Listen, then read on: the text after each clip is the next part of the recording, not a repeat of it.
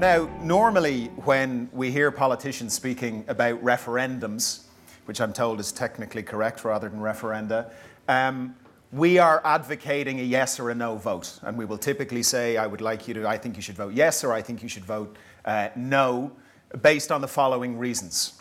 That's not the plan tonight. I have no idea what Constantin is going to say. I have no idea what Shane is going to say. Last night, I was frantically trying to work out what I was going to say. There's been a debate in the Dáil going on this for the last 2 days. A lot of exchanges, a lot of views expressed in the chamber. I asked Shane and Constantin to come this evening because I respect their rigour and their ability to communicate, particularly around complex economic and political decisions. And having studied the Fiscal Compact and this thing called the Six-Pack and this thing called the Stability and Growth Pact, this is complex. There is an awful lot of complex economics behind it. So I'm delighted that both Shane and Constantin have agreed to come. I've been thinking long and hard about the Fiscal Compact and how to vote on the Fiscal Compact for several weeks. I've spoken to a range of economists. I've spoken to financial experts, legal experts, and TDs from all of the parties. And I'm very much looking forward to hearing the views of the people who've come here tonight, and indeed hearing the views of people who are watching this online around the country in Ireland. And I know I have friends watching this in Portugal and in Washington and in Australia. So I'm very much looking forward to hearing what people have to say. One of the reasons that I wanted to hold this evening's meeting was because I don't think we get the best debate during these type of situations, during referendums. Let me give you a quick example. We all voted, most people in this room, hopefully everyone in this room, voted on the referendum we had recently. The one we voted no on was the referendum around Oireachtas inquiries. The technical group within the Dáil called for a no vote. The political parties called for a yes vote, and a debate ensued. But what really surprised me was the number of TDs I spoke to who privately said they would be voting no. They had views on it, they were voting no, they were telling their friends to vote no, but publicly, of course, they couldn't say that.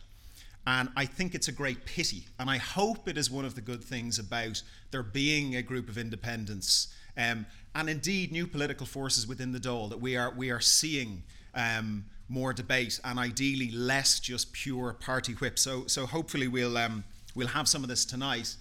And ultimately what I would like is for everybody here and for everybody watching to get some good ideas from tonight, to have some food for thought, and to help everybody assess the claims they're hearing and how they're going to vote.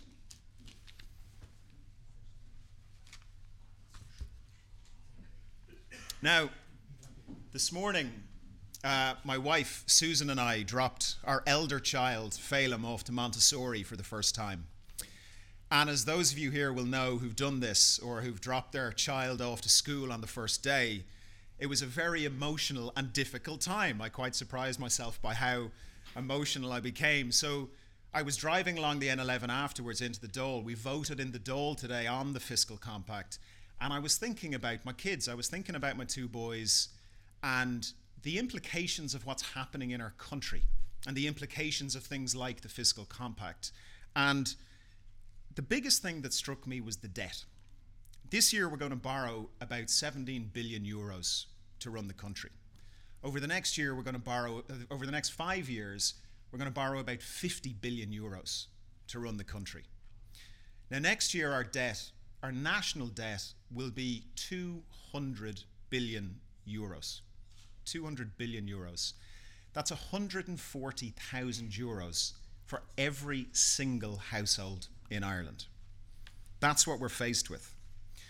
And so, whilst I and others are strongly advocating that the total amount of debt needs to be negotiated down, that it is an unsustainable level of debt, we're still going to borrow 50 billion euros just to manage the budget deficit.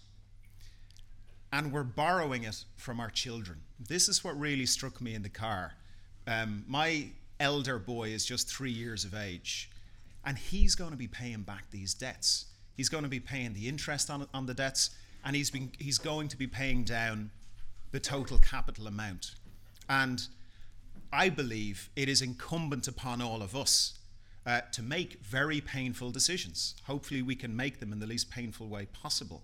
But there are very painful decisions that have to be made, because right now we are borrowing from our children, and I hope that we can hand over a country to our children that is more than just an unsustainable debt, and I believe that we will. And this really, I believe, is the intention behind the Fiscal Compact, behind the various treaties that have been put in place. The idea is that they will force fiscal discipline. Now, yesterday during the Dáil debate on the Fiscal Compact, the Taoiseach said the following, and I quote, "It is simply an agreement among all concerned to ensure a balance between money raised and spent in the shared interest of the stability of a common currency. It will have consequences for Ireland, but these are positive, meaning no future government will be able to bring us back to the brink through reckless spending of the people's money."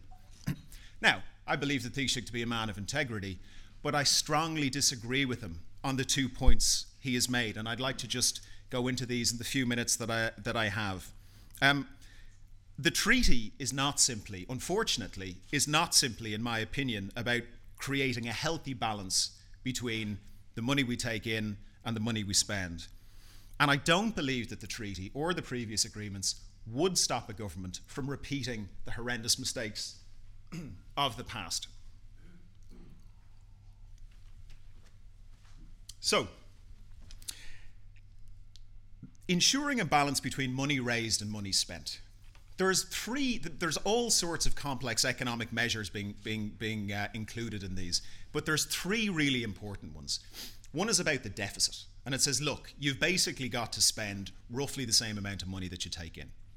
The second one is about the national debt, and it says, look, you've got to have a sustainable level of debt, and in this case it's setting that level at 60% of GDP. We're currently at about 120% of GDP. And the third one is a more complex one. It's called a structural deficit, and I'm sure we can get into it in the questions and answers. But suffice it to say, it's so complex that economists disagree on how you even measure it.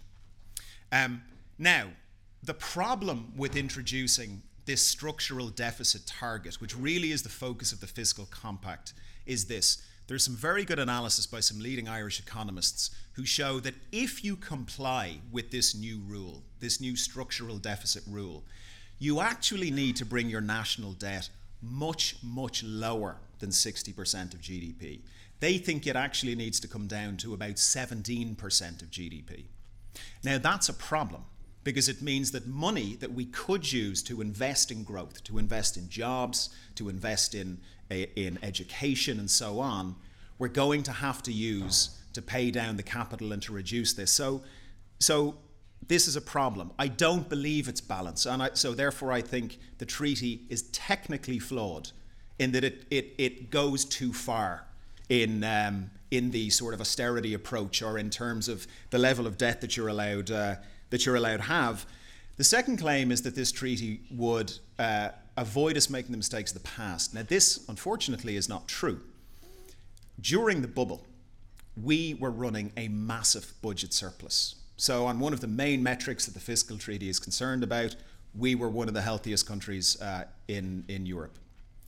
And on the other one, which is around the level of debt, in 2006, our debt to GDP ratio fell to below 25%. So had these rules been in place during the bubble, exactly the same policies could have been put in place, exactly the same decisions could have been made, and we would have ended up in this situation. Unfortunately, it wouldn't have stopped it.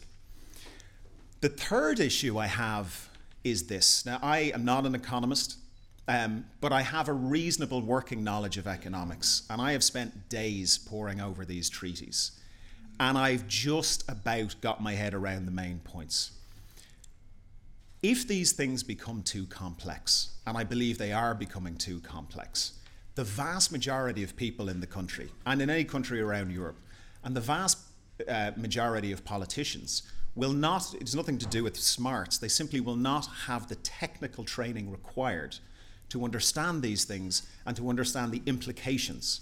Now what that would mean is a ceding of power from democratically elected people, and therefore from the people, to technocrats. I think that's a bad idea. Technocrats are anonymous, they are unaccountable, and I think for better or worse, our politicians should be making the decisions. They need to understand the implications of those decisions, and they need to be held accountable for them. So, given all of this, it may come as a surprise to some that I voted yes today on the treaty, albeit through gritted teeth, I have to say. Here's why I voted yes. There is a fund being created in Europe called the European Stability Mechanism. This is the ESM you'll hear referred to regularly on the radio. The ESM will provide cheap European money to countries that can't borrow from the markets, probably from the middle of this year. Unfortunately, there is an article in the ESM treaty and in the Fiscal Compact Treaty that says if you don't ratify the Fiscal Compact, you don't get access to the ESM funding. And it's being referred to as the blackmail clause, and certainly it feels like blackmail to me. Now, the government's position is that we're not going to need access to the ESM, that when we come out of the IMF programme, we'll go back in the markets, and one could argue that therefore it's a bit of a moot point. However, there is bad news, or worse news. I apologise, it's a Friday night, we can all go for a pint afterwards. The last 2 quarters of last year, we didn't see the economy grow, we saw it shrink. 2 quarters in a row technically means you're in recession. There's a well-respected economist called Nouriel Roubini whose figures out this week suggest that this year we're going to have 0 growth, and next year we're going to have, again, negative growth, 0.5%. If he's right, I hope he's not, but if he's right, we are almost certainly not going to get money from the markets, and we're going to need the ESM funding. There are a lot of reasons being given out. There were a lot of reasons given out in the Dáil yesterday for a yes vote. For me, the only reason is because we probably need access to the ESM fund. So as I say, I voted yes very reluctantly earlier on today. I don't think the Fiscal Compact is a good idea for Ireland. I think it is technically flawed. I think it cedes power, and the various reasons that I've spoken about. However, we're due to be out of the IMF programme at the end of next year. So in the short term, what I hope can happen is that we can access the ESM money if we need it, and that we can then aggressively negotiate down the total quantum of debt to try and make it sustainable. The structural deficit target would kick in 2018. There are possibly going to be different European leaders around in 2018.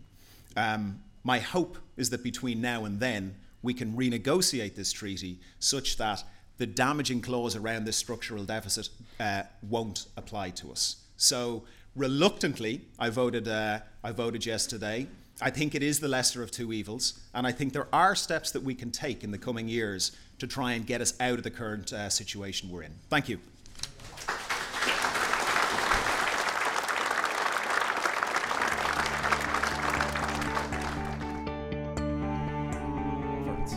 .2% difference today for us physically now, materially in Ireland, would mean that we would be in expansion rather than in a recession.